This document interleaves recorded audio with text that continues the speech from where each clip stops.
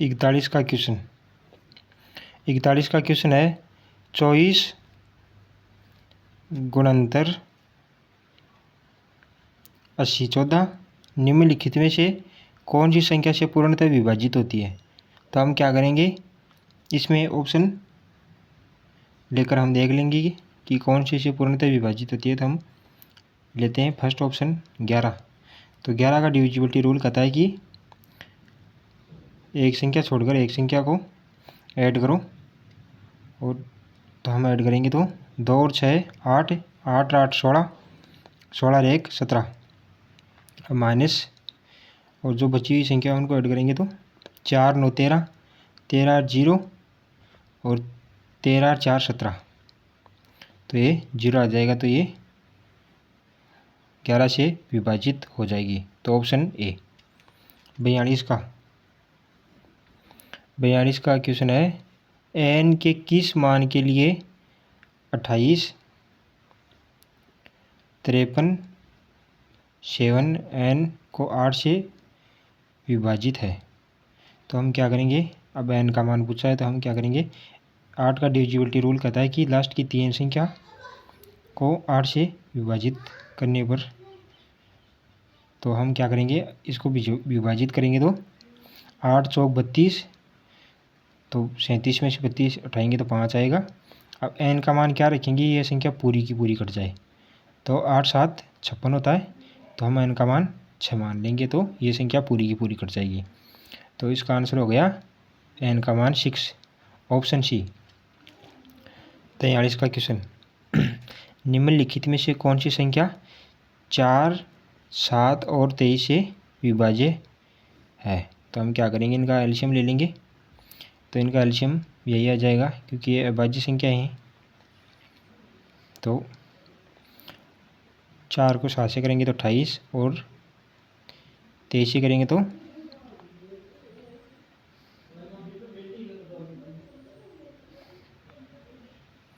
664 LCM आ जाएगा इनका। अब हम क्या करेंगे, जो ऑप्शन में हमें दी गई संख्या है उनको हम देखेंगे कि इनसे कौन सी संख्या कट रही है।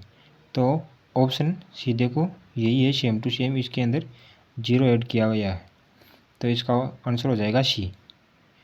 तो 644 0, तो इसका आंसर हो गया सी।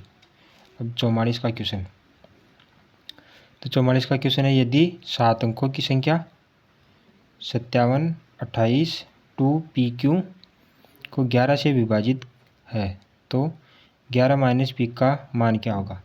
तो अब ये 11 से विभाजित है, तो 11 का डिविजिबिलिटी रूल कहता है कि इनको ऐड करो, तो हम ऐड करेंगे 5 + 2 + 2 + Q और माइनस 7 + 8 + P। तो हम इनको ऐड करेंगे तो ये 9 + Q माइनस, अब ये इधर होगी संख्या 15 + P। तो अब इनको हटाएंगे तो हम इधर Q, इधर बच जाएगा -6 + P। अब इनका मान क्या रखें कि ये संख्याएं बराबर आए। तो हम क्या करेंगे, Q का मान हम 9 रख लेंगे और P का मान 3 रख लेंगे, तो ये कट जाएगी 9 - 6 + 3, तो ये 9 - 9 0 हो जाएगा। तो अब हमें पूछा क्या है, 11 माइनस पी का मान बताना है। तो 11 माइनस पी का मान हमने 3 रखा था, तो 11 में से 3 हटा देंगे तो ये आ जाएगा हमारा 8। तो ऑप्शन ए। 45 का क्वेश्चन, तो 45 का क्वेश्चन है कौन सी संख्या 23 10 के सभी अभाज्य गुणनखंडों का योग से 1 कम है। तो हम क्या करेंगे, इसके पहले अभाज्य गुणनखंड बना लेंगे। तो पहले हम देखेंगे 11 का भाग, तो 11 × 11 11 दूनी 22 और यहाँ पर 11 × 11 210। 5 का भाग देंगे तो 5 को 20 5 दूनी 10। 7 का भाग देंगे तो 6 और अब 2 का भाग दे लेंगे 3 और 3। अब ये हमारे सभी अभाज्य गुणनखंड आ गए, तो हम इनको अब ऐड कर देंगे। तो ये 11 5 16, 16 और 5 21, 21 और 7 28, 28 में से अब क्या दे रखा है क्वेश्चन में, गुणनखंडों के योग से एक कम है, तो हम एक माइनस कर देंगे तो ये 27 आ जाएगा। तो इसका आंसर हो जाएगा डी। 46 का क्वेश्चन, 46 का क्वेश्चन है, यदि संख्या 707 की पावर 344 के अंतिम दो अंकों का योग क्या होगा। तो हम क्या करेंगे, इसको हम निकालेंगे, तो इसमें हम 4 का भाग दे लेंगे, तो ये आ जाएगा 8 चौक 32 और 6 चौक 24, तो 7 की पावर 4 आ जाएगा। क्योंकि ये पूरा पूरा कट गया तो ये नीचे जो हमने भाग किया था वही संख्या आ जाएगी। अब इसको हम ऐड करेंगे तो क्या आएगा, 7 की पावर स्क्वायर गुणा 7 की पावर स्क्वायर, तो ये 7 का स्क्वायर 49 गुणा 7 का 49। अब इसको हम कर लेंगे तो आ जाएगा हमारा। अब इनको हम गुणा करेंगे तो ये कितनी संख्या आएंगी, 49 का स्क्वायर निकालने के लिए हम क्या करेंगे, 50 से एक कम, तो हम 50 का आधा कर देंगे 25, और 25 में से एक करके 24, अब वो एक का स्क्वायर करेंगे तो 1, तो ये हमारा आ जाएगा। अब हमें पूछा क्या है, दो लास्ट के दो अंकों का योग, तो 1 और 0 का योगफल हो जाएगा 1, तो इसका आंसर आ गया डी। 47 का क्वेश्चन, 47 का क्वेश्चन है, किसी संख्या को 42 से भाग देने पर हमें भागफल के रूप में 120 और शेषफल के रूप में 0 प्राप्त होता है। तो मान लीजिए संख्या आपकी अक्ष, अब अक्ष को हम 42 से भाग देंगे तो हमें भागफल के रूप में 120 मिलेगा और शेषफल के रूप में 0 मिलेगा। तो इसका हम सूत्र लगा लेंगे, भाजक बराबर भाज्य गुणा भागफल प्लस शेषफल, ये इसका सूत्र होता है।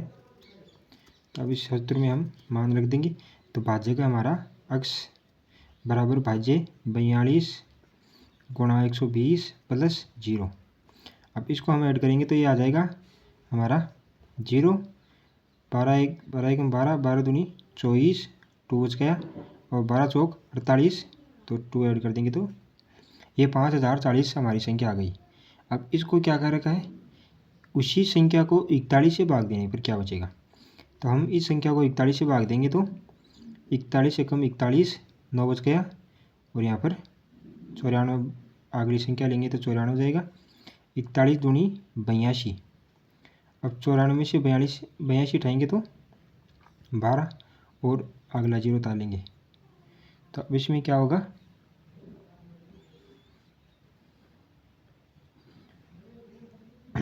अब 12 भरी जाएगा, तो हम क्या करेंगे, इसमें 82 का 41 दूनी 82, अब इसमें से हटा लेंगे तो ये 8 बचेगा, और 11 में से 8 हटाएंगे तो 3 बचेगा, तो हमारा शेषफल बच गया 38। तो ये इसका आंसर हो गया ऑप्शन सी। अब है हमारा अगला क्वेश्चन 48 का। तो 48 का क्वेश्चन है, वह सबसे बड़ी संख्या ज्ञात करें जिसमें 60 और 90 का भाग देने पर क्रम से 2 और 3 शेषफल बचता है। तो हम क्या करेंगे, पहले इनको 60 में से माइनस का 2 उठाएंगे तो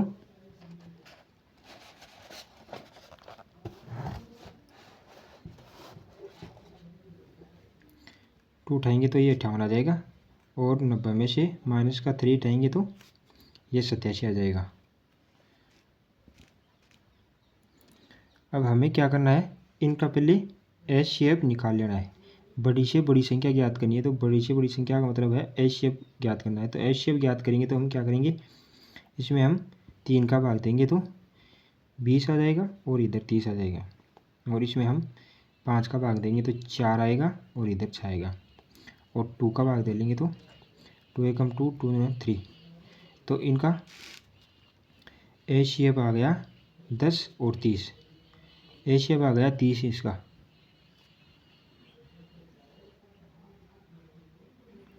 तो इसका अब शेषफल में हमारे पास कितना बच रहा है। अब हम क्या करेंगे, इनका हम अंतर निकाल लेंगे।